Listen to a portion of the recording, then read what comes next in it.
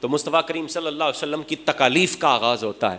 آقا کریم صلی اللہ علیہ وسلم ارشاد فرماتے ہیں ما اوذی نبی مثلا ما اذیت، حضور فرماتے ہیں دنیا کے اندر آنے والے انبیاء میں سے کسی کو اتنی تکالیف نہیں پہنچائیں گئی جتنی تکالیف مجھے پہنچائیں گئی، جتنی تکالیف کا سامنا میں نے کیا ہے کسی نبی نے اتنی تکالیف کا سامنا نہیں کیا۔ حضور جان رحمت صلی اللہ علیہ وآلہ وسلم کو ستایا جاتا ہے، حضور کو پریشان کیا جاتا ہے۔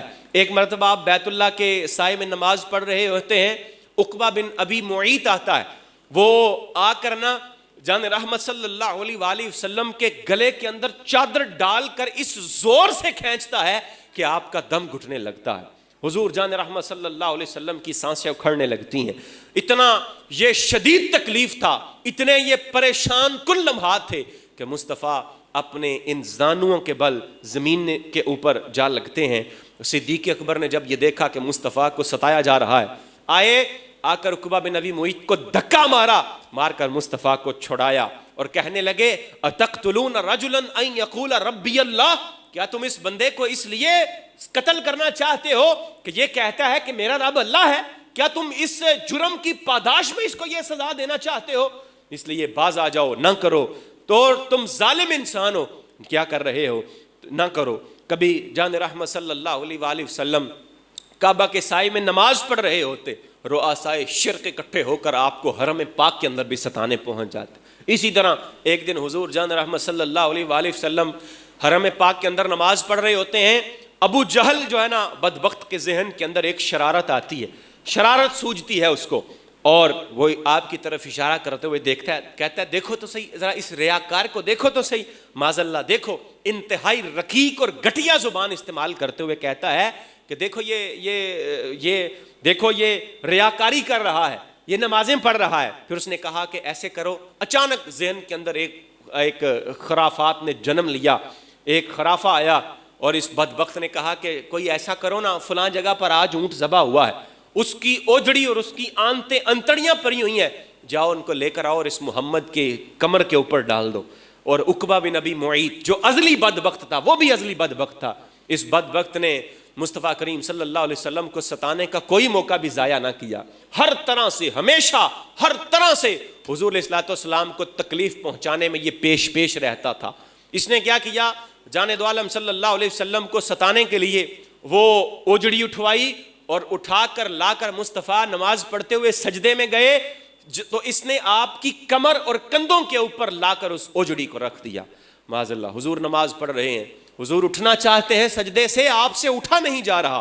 یہ سارے کا سارا کام جب ہوا، کسی نے جا کر سیدہ کائنات حضرت سیدہ کائنات کو جا کر مطلع کر دیا کہ آپ کے بابا جان نماز پڑھ رہے ہیں، ان بدبختوں نے ان کے اوپر اوجڑی رکھ دی ہے۔ سیدہ کائنات ابھی بچپن کی عمر ہے، آتی ہیں اور آ کر اپنے ننھے ننھے ہاتھوں سے اس اوجڑی کو ہٹا کر پیچھے پھینکتی ہیں۔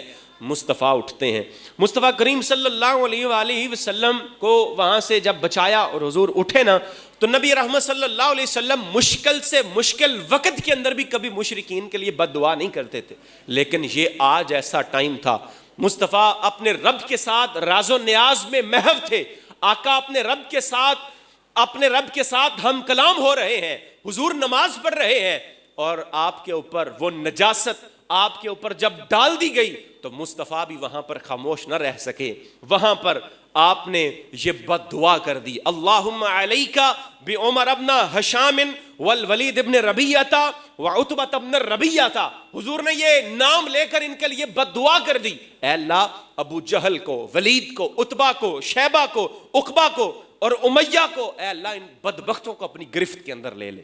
حضور نے یہاں پر یہ ان کے لیے بد دعا کر دی۔ حضور کی بد دعا سننے کی باری تھی، چہروں کا رنگ فک ہو گیا، پتہ چل گیا کہ اب یہ ہمارے اوپر کچھ نہ کچھ تو آفت آنے والی ہے۔ پتہ تھا محمد نے کبھی کسی کے لیے اس طرح کا کام نہیں کیا، کبھی بد دعا نہیں کی، لیکن آج اگر کر دی ہے تو یہ نہیں پتا کہ اب یہ کب قبول ہوتی ہے، لیکن یہ قبول اس کی دعا ضرور ہوگی۔ اللہ ابو طالب بڑا محبت کرتے تھے رسول اللہ صلی اللہ علیہ وسلم کے ساتھ، ان کے بس میں ہوتا تو شاید کبھی حضور کو کانٹا بھی نہ چبھنے دیتے، لیکن ایک تو مالی حالات بڑے کمزور تھے اور دوسرا جسمانی طور پر بھی کمزور تھے۔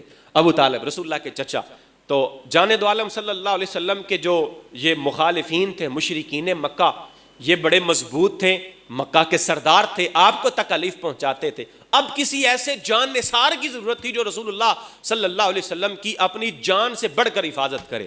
چنانچہ اسد اللہ و اسد رسولہ، حضرت سیدنا حمزہ بن عبد المطلب، رسول اللہ صلی اللہ علیہ وسلم کے چچا، جنہیں آقا نے کہا کہ یہ حمزہ وہ ہے جو اللہ کا بھی شیر ہے، اللہ کے رسول کا بھی شیر ہے.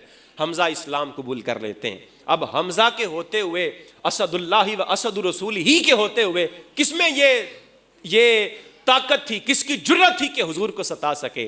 اب ان بدبختوں نے کیا کیا؟ حضور کے جو قریبی ساتھی تھے نا، جنہوں نے حضور کا کلمہ پڑھا ہوا تھا، جو حضور پر ایمان لے آئے تھے، ان بدبختوں نے کہا کہ اب ان کو ستاتے ہیں.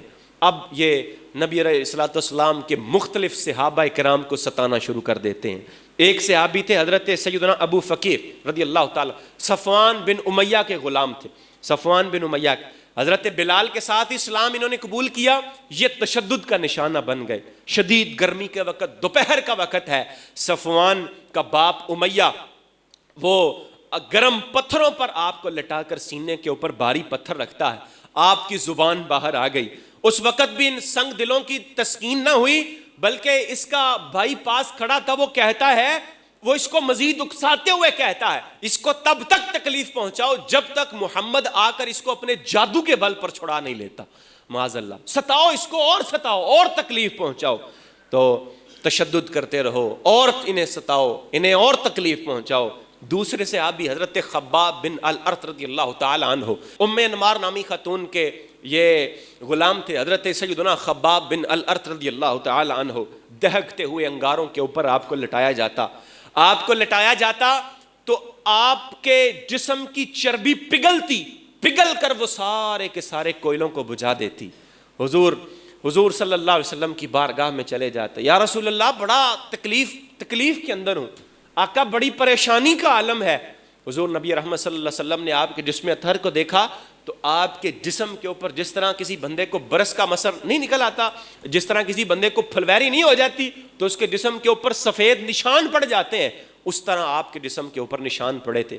کبھی آپ کے ہاتھوں میں دہکتی ہوئی سلاخیں پکڑا دی جاتی اور آپ کے ہاتھوں میں پکڑائی جاتی، ہاتھ جل جل کر سرخ ہو جاتے، پھر وہ سلاخ ٹھنڈی ہو جاتی تو وہ ادھر کر لی جاتی. خباب بن الارت رضی اللہ تعالیٰ عنہ بارگاہ نبوت میں جا کر عرض کرتے ہیں، یا رسول اللہ صلی اللہ علیہ وسلم، بڑی تکلیف ہے، آپ کا دعا فرمائیں. تو حضور دعا کرتے ہیں، اللہم منصر خبابا، اے اللہ خباب کی مدد فرما، اے اللہ خباب کی مدد فرما. تو اللہ نے خباب کی مدد اس انداز میں فرمائی کہ اس کی جو آقا تھی نا ام انمار، جو مالکہ تھی، اس کے سر میں شدید درد شروع ہو گیا. اس کے سر میں بڑا سخت قسم کا درد ہوتا ہے. تو یہ اس کو مشورہ دیا جاتا ہے، حکیم و طبیبوں کے پاس جاتی ہے، وہ اس کو کہتے ہیں کہ درد اس وقت تک نہیں جائے گا جب تک سر کو داغا نہیں جاتا. اب حضرت خباب بن الارت رضی اللہ تعالیٰ عنہ کے ہاتھ میں گرم سلاخ ہے اور آپ اس کے سر کے اوپر لگا رہے ہیں. اللہ قادر ہے، قادر مطلق ہے، وہ جو چاہے، جیسے چاہے، جن حالات کے اندر چاہے وہ راستے پیدا کر دیتا ہے.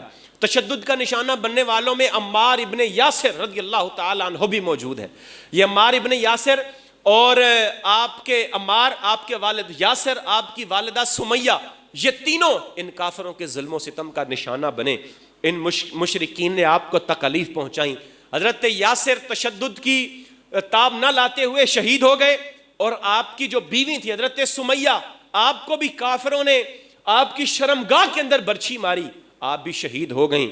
اور حضرت عمار مدتوں تک زندہ رہے، تکالیف، پریشانیاں، مشکلات برداشت کرتے رہے، اور آپ کو لوہے کی زرہ پہنا کر سخت گرم دھوپ کے اندر لٹا دیا جاتا، آپ کے تن بدن کو آگ سے دہلایا جاتا. مدتوں یہ تکالیف برداشت کرتے رہے. حضور کی بارگاہ میں جاتے، جانے دو عالم صلی اللہ علیہ وسلم کی بارگاہ میں جا کر بتاتے، یا رسول اللہ یہ معاملات ہیں. تو مصطفیٰ کریم علیہ الصلوۃ والسلام آپ کے جسم کے اوپر ہاتھ پھیرتے اور فرماتے، یا نارو کونی برداً وسلاما علی عمار کما کنت علی ابراہیم، اے آگ تو میرے عمار کے اوپر بھی اسی طرح ٹھنڈی اور سلامتی والی ہو جا جس طرح ابراہیم کے اوپر ہوا کرتی تھی. یہ دعا فرماتے حضور، آپ کے جسم اطہر کے اوپر ہاتھ پھیرتے. اور حضور کبھی عین عالم تعذیب کے اندر ستایا جا رہا ہے، سخت مشکل میں ہے، حضور فرماتے اسبرو یا آل یاسر اسبرو فإن موعدکم الجنہ، اے آل یاسر صبر کرو، آل یاسر صبر کرو، اللہ رب العالمین تمہیں جنت کے اندر جگہ عطا فرمائے، اللہ نے تمہارے ساتھ جنتوں کے وعدے کیے ہوئے ہیں۔ یہ تکالیف کا عالم ہے۔ حضور کے ساتھیوں کو ستایا گیا، تکالیف بڑھتی چلی گئیں، شقاوت اور بربریت کا شکار ہونے والے مسلمانوں کی تعداد میں روز بروز اضافہ ہوتا جا رہا ہے۔ جان دو عالم صلی اللہ علیہ وآلہ وسلم کا جینا، آپ کے ساتھیوں کا جینا مکہ کے اندر محال کر دیا گیا۔